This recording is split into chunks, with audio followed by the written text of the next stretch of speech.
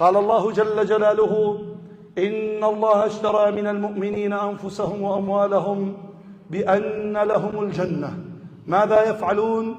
يقاتلون في سبيل الله فيقتلون ويقتلون، وعدا عليه حقا في التوراة والإنجيل والقرآن، ومن أوفى بعهده من الله. بابا كالشمس وضحاها، وأتبعه بسنة كالقمر إذا تلاها، فمن سار على نهجهما سار في ضوء النهار إذا جلاها، ومن ابتعد عن ذكرهما سار في ظلمة الليل إذا يغشاها. الحمد لله وكفى، ثم الصلاة على النبي المصطفى وعلى آله وصحبه ومن وفى ووفى. وأشهد أن لا إله إلا الله وحده لا شريك له، وأشهد أن محمدًا عبده ورسوله وصفيه وخليله، خير نبي اجتباه وهدى ورحمة للعالمين أرسله بالهدى ودين الحق ليظهره على الدين كله، ولو كره المشركون، ولو كره الكافرون، ولو كره من كره. عباد الله، اتقوا الله حق تقواه، وراقبوه مراقبة من يعلم أنه يراه، وتزودوا لآخرتكم عملا يرضاه. واعلموا أنكم سوف تموتون كما تنامون، وستبعثون كما تستيقظون، وستحاسبون عما تعملون. فالخير الخير اعملوا، والشر الشر اجتنبوا. أحبتي في الله، إن أصدق الكلام كلام الله، وإن خير الهدي هدي محمد صلى الله عليه وسلم، وإن شر الأمور محدثاتها، وإن كل محدثة بدعة، وكل بدعة ضلالة، وكل ضلالة في النار. قال الله جل في علاه: يا أيها الناس اتقوا ربكم الذي خلقكم من نفس واحدة، وخلق منها زوجها، وبث منهما رجالا كثيرا ونساء، واتقوا الله الذي تساءلون به والأرحام، إن الله كان عليكم رقيبا. يا أيها الناس اتقوا ربكم، إن زلزلة الساعة شيء عظيم، يوم ترونها تذهل كل مرضعة عما أرضعت، وتضع كل ذات حمل حملها، وترى الناس سكارى وما هم بسكارى ولكن عذاب الله شديد. مثل وقوفك يوم الحشر عريانا مستوحشا قلق الأحشاء حيرانا. النار تزفر من غيظ ومن حنق على العصاة ورب العرش غضبانا. اقرأ كتابك يا عبدي على مهل، فهل ترى فيه حرفا غير ما كان؟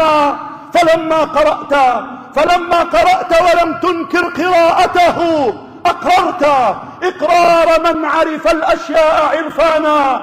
نادى الجليل، نادى الجبار، نادى المهيمن: خذوه يا ملائكتي وامضوا بعبد عصى للنار عطشانا. المشركون غدا في النار يلتهب، الروس الملاحدة غدا في النار يلتهب، الروافض غدا في النار يلتهب، النصيرية غدا في النار يلتهب، والموحدون والمجاهدون والمرابطون لدار الخلد سكانا، والموحدون لدار الخلد سكانا. الله أكبر، الله أكبر، الله أكبر، الله أكبر، الله أكبر، الله أكبر. لا إله إلا الله وحده، صدق وعده ونصر عبده وأعز جنده، وهزم الروس الملاحدة وحده، وهزم إيران وحده، وهزم حزب الشيطان وحده، وهزم ميليشيا أسد وحده، لا شيء قبله ولا شيء بعده، مخلصين له الدين ولو كره المشركون. أحبتي في الله، أحبتي في الله، مبارك علينا وعلى الأمة الإسلامية وعلى أهل الشام هذا النصر العظيم وهذا الفتح المبين. يا ربنا لك الحمد حمد الشاكرين، يا ربنا لك الحمد حتى ترضى، ولك الحمد إذا رضيت، ولك الحمد بعد الرضا. يا ربنا لك الحمد كما ينبغي لجلال وجهك ولعظيم سلطانك أن مكنت للموحدين المجاهدين المرابطين أن يستأصلوا شأفة أعداء الملة والدين. يا ربنا لك الحمد على كل حال، ونعوذ بالله من حال أهل النار. إذن إخواني، يا أهل جديدة عرقوز ومن قطنها، يا تيجان الرؤوس، هنيئا لكم، هنيئا لكم بعودة أبنائكم عودة عزة وكرامة، ليرفعوا عن كاهل هذه الأمة الظلم والعدوان. فلا ظلم بعد القضاء على هذه العصابة المجرمة، على هؤلاء الذين قتلوا الأطفال واغتصبوا النساء وقتلوا الشيوخ. نعم، قتلوا مشايخ هذه البلدة، الشيخ أبو أسامة قتل، الدكتور زياد البقاعي قتل، هؤلاء الطائفيون جاءوا وقتلوا خيرة أبنائنا. اسألوا سجون صيدنايا عما فعلته هذه العصابة المجرمة. وأبشروا وأبشروا بنصر الله وبفتح الله، فإن إخوانكم المجاهدين يلاحقونهم كالجرذان، وسنضعهم بأقدامنا بإذن الله جل جلاله. أبشروا أبشروا يا أهل السنة والجماعة، أبشروا يا من ظلمتم، يا من اعتقل أبناؤكم، يا من ساموكم سوء العذاب. فقد جئناهم برجال لو أرادوا أن يقتلعوا الجبال لاقتلعوها. فقد جئناهم برجال يحبون الموت كما يحب أبناء المتعة الحياة. إي ورب محمد، بداية علينا أن نحمد الله وأن نشكره على أعظم نعمة، وهي نعمة الإسلام، وهي نعمة التوحيد. أرادوا لدمشق، أرادوا لعاصمة الأمويين أن تكون شيعية رافضية، يسب أبو بكر وعمر ويطعن بالحصان الرزان الطاهرة المطهرة من فوق السماء السابعة. أرادوا أن تكون شيعية رافضية، وأراد الله وأراد الملك وأراد الجبار أن تبقى سنية عمرية، شاء من شاء وأبى من أباه. نعم ورب محمد، جاءونا بميليشيا طائفية، زينبيون وفاطميون وحزب الشيطان، وأخذوا يقتلون أبناءنا على الهوية، سامونا سوء العذاب. ولكن هيهات هيهات، لئن عرف التاريخ أوسا وخزرجا فلله أوس قادمون وخزرج. نعم، إنهم أبناؤكم الأبطال. نحمد الله على نعمة الإسلام، على نعمة التوحيد. ومما زادني فخرا وتيها وكدت بأخمصي أضع الثريا دخولي تحت قولك يا عبادي، وأن صيرت أحمد لي نبيا. نحمد الله على نعمة الإسلام أن جعلنا الله من أهل السنة والجماعة. قال النبي المصطفى والحبيب المجتبى والحديث في الصحيح: يؤتى بأنعم أهل الأرض ولكنه من أهل الكفر والطغيان. قال: فيغمس في النار غمسة، فيصبغ في النار صبغة واحدة، فيقال له: هل رأيت من نعيمها شيء؟ كأن يؤتى بالمقبور الهالك حافظ الأسد، فيصبغ في النار صبغة واحدة، فيقال له: أين العز؟ أين الجاه؟ أين السلطان؟ أين 40,000 الذين قتلتهم في حماه؟ أين الأفاعيل التي فعلتها أنت وأخوك الهارث رفعة الأسد في المسلمين؟ ماذا فعل بكوادر أهل السنة؟ أودعهم السجون وسامهم سوء العذاب، فيصبغ في النار صبغة واحدة، فيقال له: هل رأيت من نعيمها شيء؟ يقول: لا وعزتك يا رب، لا وعزتك يا رب. ثم يؤتى بأبأس أهل الأرض ولكنه من أهل التوحيد. أبشروا يا من حييتم من أجل لا إله إلا الله، ومتم من أجل لا إله إلا الله، وثبتتم على لا إله إلا الله. قل إن صلاتي ونسكي ومحياي ومماتي لله رب العالمين. أبشروا. قال: فيصبغ في الجنة صبغة واحدة، فيقال له: هل رأيت من بؤسها شيء؟ يقول: لا وعزتك يا رب، لا وعزتك يا رب، لا وعزتك يا رب. إذن نحمد الله بداية على نعمة الإسلام، ثانيا نحمد الله على نعمة عظيمة كثير منا لم يشعر بهذه النعمة، ونحن ورب محمد والذي رفع السماء بلا عمد، والذي أنزل براءة عائشة في الكتاب، والذي مكن أبا بكر من مسيلمة الكذاب، والذي أطفأ نار المجوس بعمر بن الخطاب. عشناها عيانا في إدلب البطولة، في إدلب العز. نعمة عظيمة أن جعلني الله وإياكم من أهل الشام، من أهل الشام.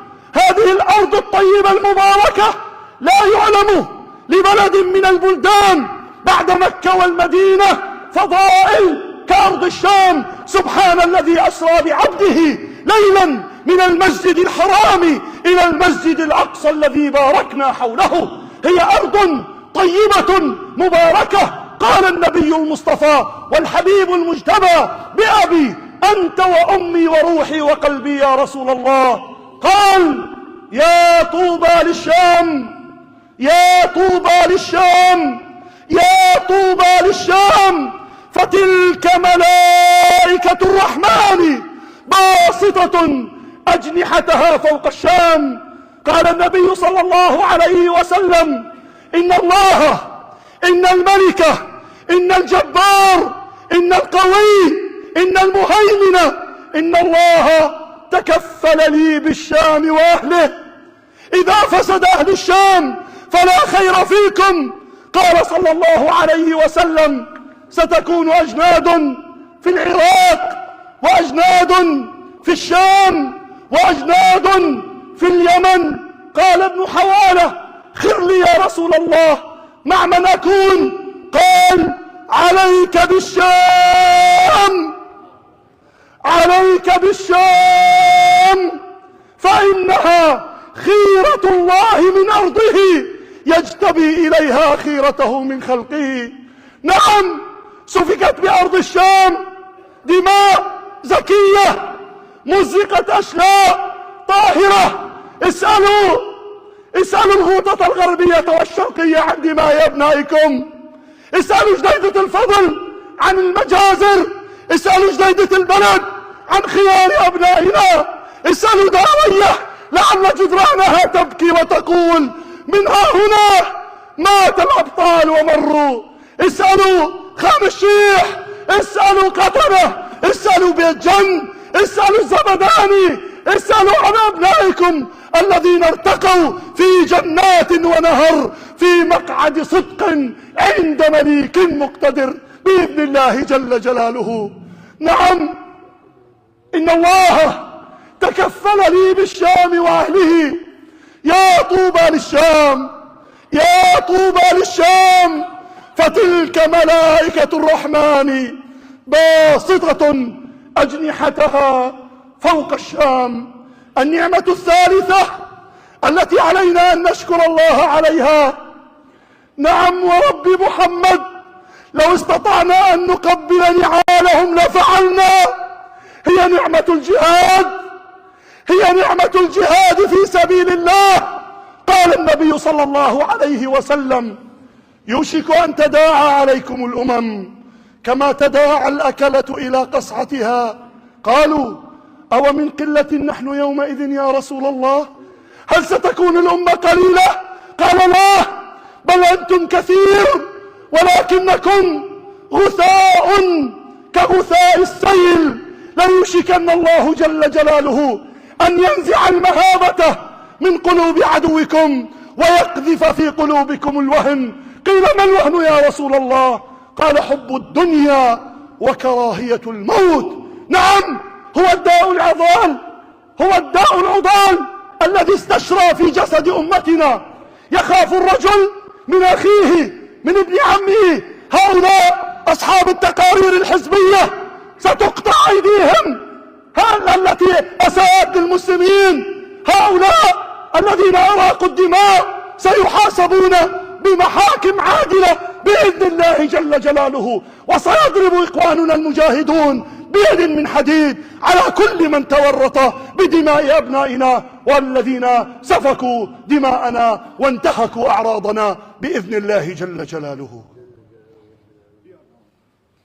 قال النبي صلى الله عليه وسلم: إذا تبايعتم بالعينة، نوع من أنواع البيوع المحرمة الربوية، إذا تبايعتم بالعينة ورضيتم بالزرع واتبعتم أذناب البقر، كناية عن حب الدنيا، وتركتم الجهاد في سبيل الله، ما هي النتيجة؟ سلط الله عليكم ذلا لا ينزعه حتى ترجعوا إلى دينكم. نعم، الجهاد في سبيل الله الذي كان يتكلم عن هذه الفريضة العظيمة كان يودع في سجون صيدنايا. نعم، والمشايخ كانوا لا يجرؤون أن يتكلموا، صدروا لنا مشايخ مرتزقة كحسون عدو الله، كتوفيق البوطي عليهم لعائن الله تترى. هؤلاء المرتزقة، هؤلاء الشبيحة، فالشبيحة كثر. هنالك شبيحة يقاتلون بالسنان، وهنالك شبيحة يدعمون بالمال، وهنالك شبيحة يشبحون بالإعلام، وهنالك شبيحة يصعدون على المنابر يفتون بقتل المسلمين. والنبي صلى الله عليه وسلم يقول: يحشر المرء يوم القيامة مع من أحب. جاء رجل، الحديث في صحيح مسلم، إلى رسول الله من رواية أنس، قال: يا رسول الله، متى الساعة؟ قال له النبي: وماذا أعددت لها؟ قال: يا رسول الله، ما أعددت لها كثير صلاة ولا كثير صيام ولا كثير عمل، غير أني أحب الله ورسوله. فقال له النبي: يحشر المرء يوم القيامة مع من أحب. هؤلاء الدجاجلة سيحشرون مع حافظ الأسد الذين زينوا له. وإذ أخذ الله ميثاق الذين أوتوا الكتاب لتبيننه للناس ولا تكتمونه، فمن تعلم علما وكتمه ألجمه الله يوم القيامة بلجام من نار. أول ما تسعر نار جهنم بمن؟ بفرعون؟ بهامان؟ بقارون؟ بأبي جهل؟ لا ورب محمد. أول ما تسعر نار جهنم بعالم يقف بين يدي الله فيعرفه الله نعمه فيقول: فعلت كذا وكذا، فيقال له: كذبت، لقد تعلمت وعلمت، لكي يقال وقد قيل، فيسحب على وجهه في نار جهنم. هؤلاء الزنادقة الذين أفتوا بقتلنا وكانوا يقولون: يا الله يا جبار تهلك القائد بشار، وقد أهلكه الله جل جلاله. لذلك أحبتي في الله، ما أعزنا الله جل جلاله إلا بالجهاد في سبيل الله. اسمع يا رعاك الله، النبي صلى الله عليه وسلم سأل أصحابه يوما فقال لهم: أتدرون أول زمرة تدخل الجنة؟ فقال الصحابة: الله ورسوله أعلم. وأنا أسألكم يا تيجان الرؤوس، أتدرون أول زمرة تدخل الجنة؟ قال النبي صلى الله عليه وسلم، والحديث في الصحيح: إنهم فقراء المهاجرين يأتون فيستفتحون باب الجنة فيقال لهم: أو حوسبتم؟ فيقولون: وعلى ما نحاسب؟ وإن أسيافنا على عواتقنا تقطر دما من عدونا، فتفتح لهم أبواب الجنة فيدخلونها فيقيلون فيها 40 عاما قبل أن يدخلها الناس. نعم، هذا أجر المجاهدين. أعد الله للمجاهدين 100 درجة. أين؟ في الجنة، ما بين الدرجتين كما بين السماوات والأرض. وإذا سألتم الله فسلوه الفردوس الأعلى فإنها وسط الجنة، منها تفجر أنهار الجنة، سقفها عرش الرحمن. أفق ولا الدجى والصبح أسفر، وآن أوان شمس الحق تظهر. كفى ما نمت فانهض مستقيما، وجاهد في سبيل الله تنصر. فجدك من بنى للمجد صرحا، وأمك من زلال الماء أطهر. فوا عجبا أراك اليوم تلهو، وظلك من خيال النمل أقصر. ترود مواطن الفحشاء جهرا، وتغرف من بحور السوء منكر. وأرض الشام كانت تغمرها المخازي، ومسرى المصطفى بالحقد يمطر. جيوش الروم تعرف من غزاها على اليرموك، والتاريخ أخبر. فكن ابن الوليد شديد بأس، خبيرا في أمور الحرب أبصر. وكن عمرا وعكرمة وسعدا، وكن فحل الرجال لحصن خيبر. وكن سهم المنون لمن تصدى، وكن في مذبح الأعداء خنجر. وكن سهم المنون لمن تصدى، وكن في مذبح الأعداء خنجر. أقول ما تسمعون وأستغفر الله لي ولكم، فيا فوز المستغفرين. استغفروا الله.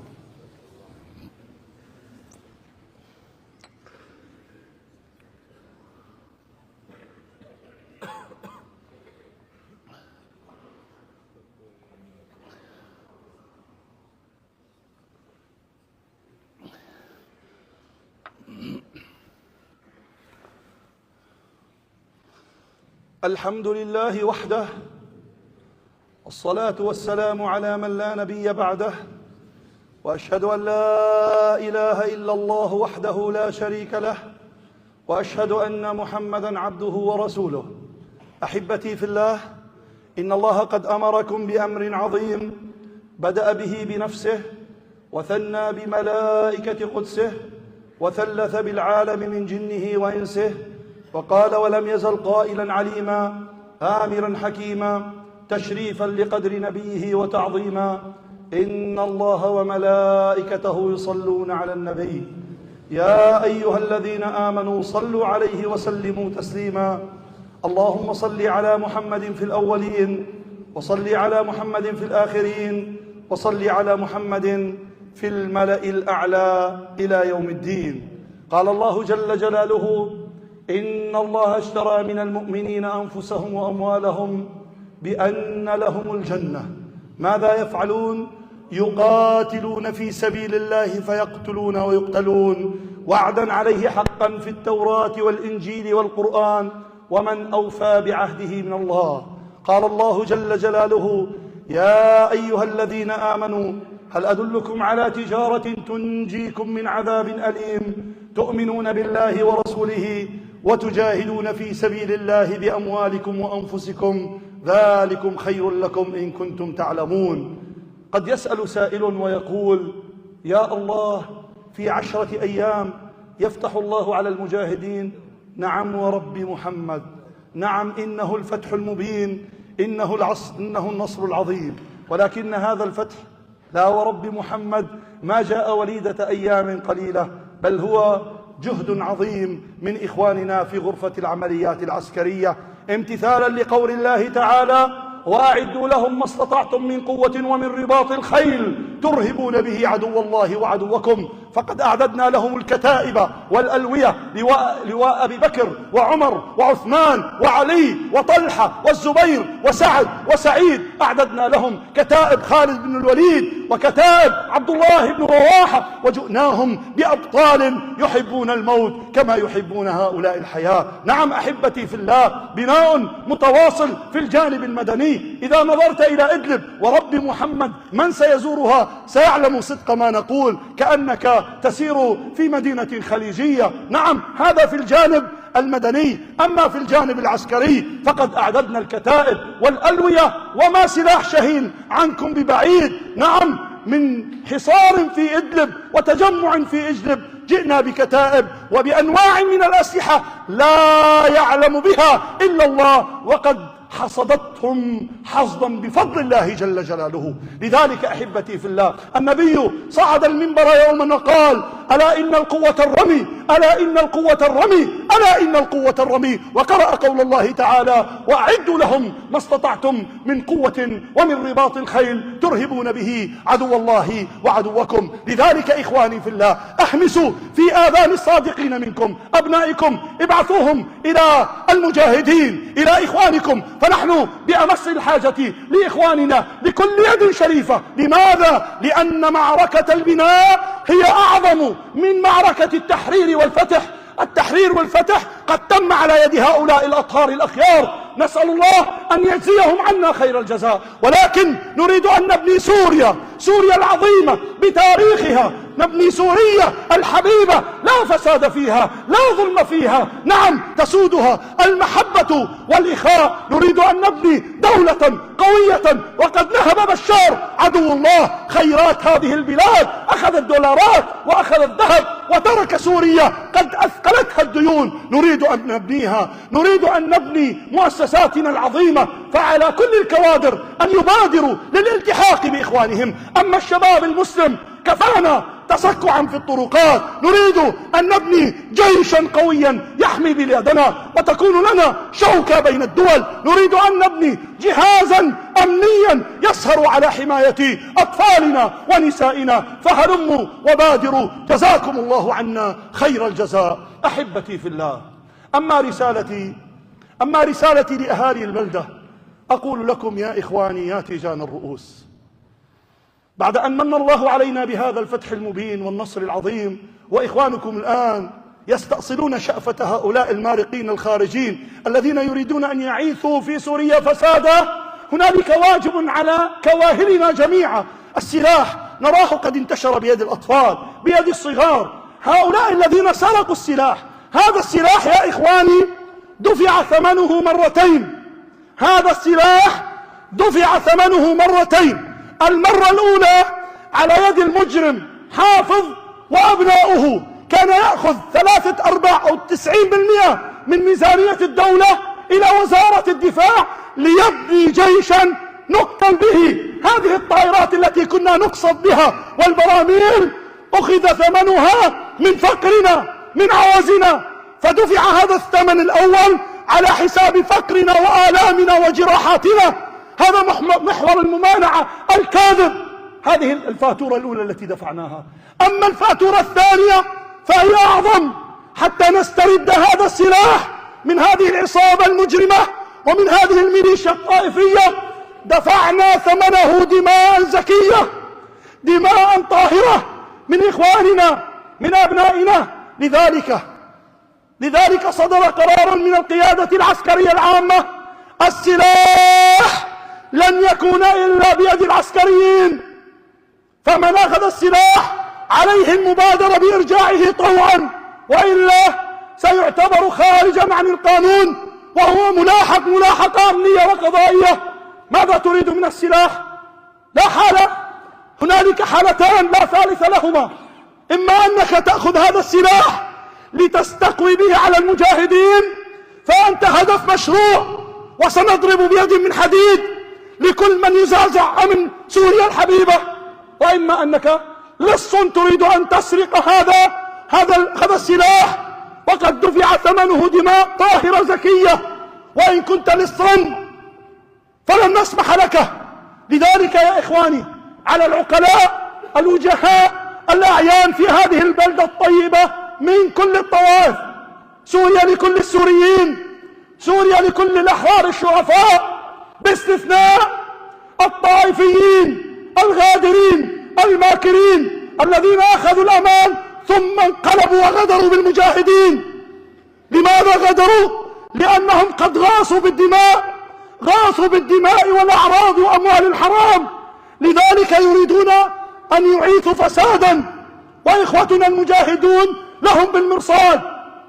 لذلك إخواني في الله، نطلب منكم أن تتشكل لجان وأن تتعاون مع إخواننا المجاهدين القائمين على أمن هذه البلدة، وأن يسلم السلاح وأن يسلم السلاح. هذه الطريقة الأولى. هنالك طريقة ثانية لمن لن يرضخ لهذا الأمر. السلاح سيعود عنوة بإذن الله جل جلاله. أسأل الله العظيم رب العرش العظيم أن يبارك في هذه الوجوه الطيبة النيرة. اللهم انصر الإسلام والمسلمين وأذل الشرك والمشركين. اللهم عليك بأعدائك أعداء الدين، أحصهم عددا واقتلهم بددا ولا تغادر منهم أحدا. اللهم منزل الكتاب، مجري السحاب، هازم الأحزاب، اللهم اهزمهم وزلزلهم مولاي يا رب العالمين. اللهم عليك بالميليشيا الطائفية، اللهم عليك بمن يزعزع أمن بلدنا سوريا، اللهم مكن المجاهدين منهم. اللهم إن لنا إخوانا يجاهدون في سبيلك، ثبت أقدامهم، اللهم سدد رميتهم، اللهم اجمع كلمتهم، اللهم اربط على قلوبهم. اللهم من أرادنا وديننا ودماءنا وأعراضنا بخير فوفقه اللهم إلى كل خير، ومن أراد بنا غير ذلك فخذه اللهم أخذ عزيز مقتدر. اللهم إنا نسألك من خير ما سألك عبدك ونبيك محمد صلى الله عليه وسلم، ونستعيذ بك يا ربنا من شر ما استعاذ به عبدك ونبيك محمد صلى الله عليه وسلم. إخواني، بلغونا الإخوة جمع التبرعات للجمعية الخيرية على ما أظن. ساهموا جزاكم الله خيرا. أنا متعب، سيؤمنا في الصلاة يعني طالب علم من إدلب مجاهد حافظ لكتاب الله. أقم الصلاة.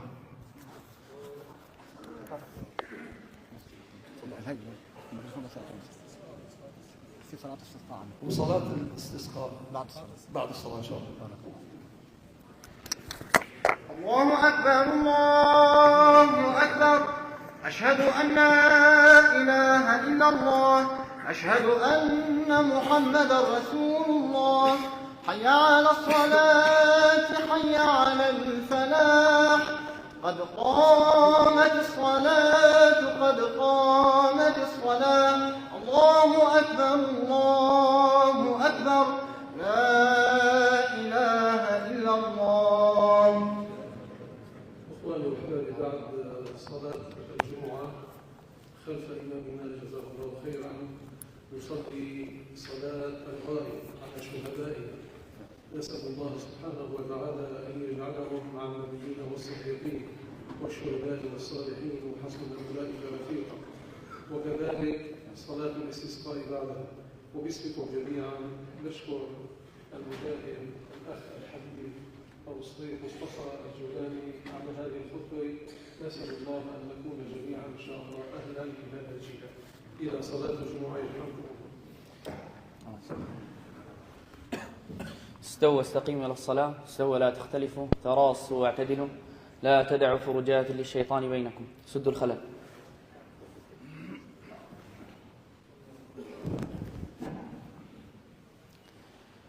الله أكبر.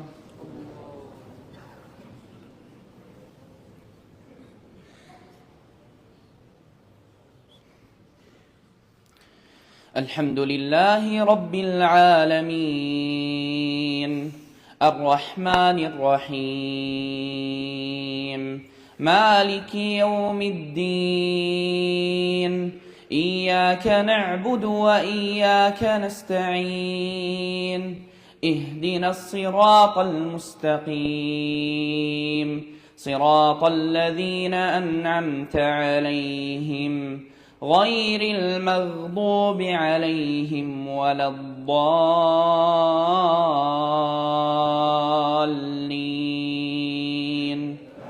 آمين.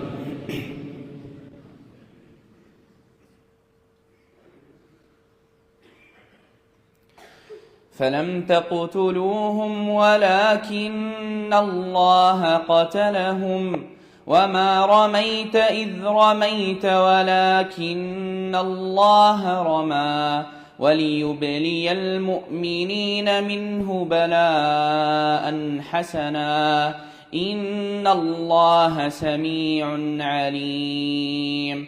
ذلكم وأن الله موهن كيد الكافرين.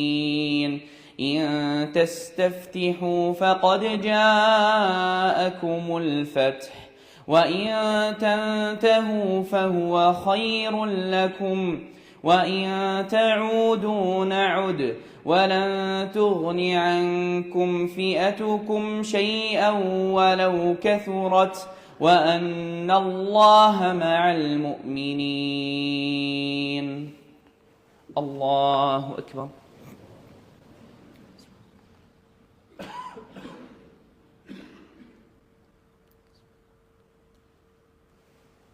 سمع الله لمن حمده. الله أكبر.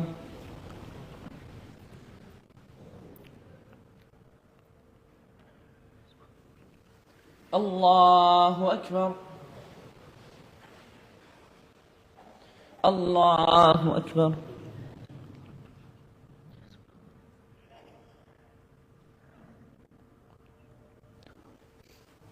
الله أكبر. الحمد لله رب العالمين الرحمن الرحيم مالك يوم الدين إياك نعبد وإياك نستعين اهدنا الصراط المستقيم صراط الذين أنعمت عليهم غير المغضوب عليهم ولا الضالين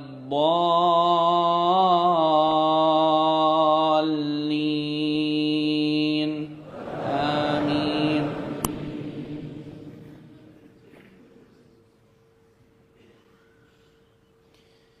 يا أيها الذين آمنوا ما لكم إذا قيل لكم انفروا في سبيل الله اثاقلتم إلى الأرض أرضيتم بالحياة الدنيا من الآخرة فما متاع الحياة الدنيا في الآخرة إلا قليل إلا تنفروا يعذبكم عذابا أليما ويستبدل قوما غيركم ولا تضروه شيئا والله على كل شيء قدير. إلا تنصروه فقد نصره الله إذ أخرجه الذين كفروا ثاني اثنين إذ هما في الغار إذ يقول لصاحبه لا تحزن إن الله معنا فأنزل الله سكينته عليه وأيده بجنود لم تروها وجعل كلمة الذين كفروا السفلى وكلمة الله هي العليا والله عزيز حكيم. الله أكبر.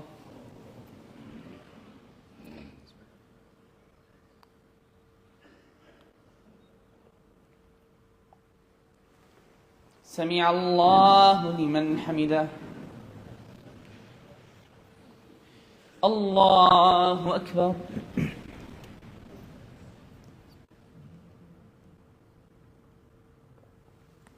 الله أكبر. الله أكبر.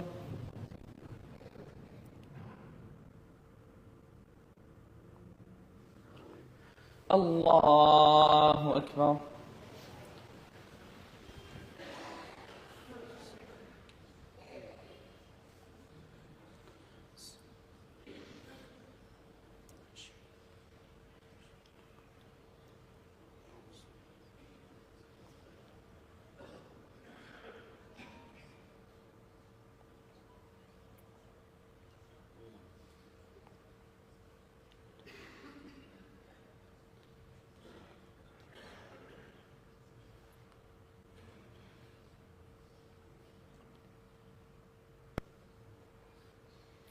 السلام عليكم ورحمة الله.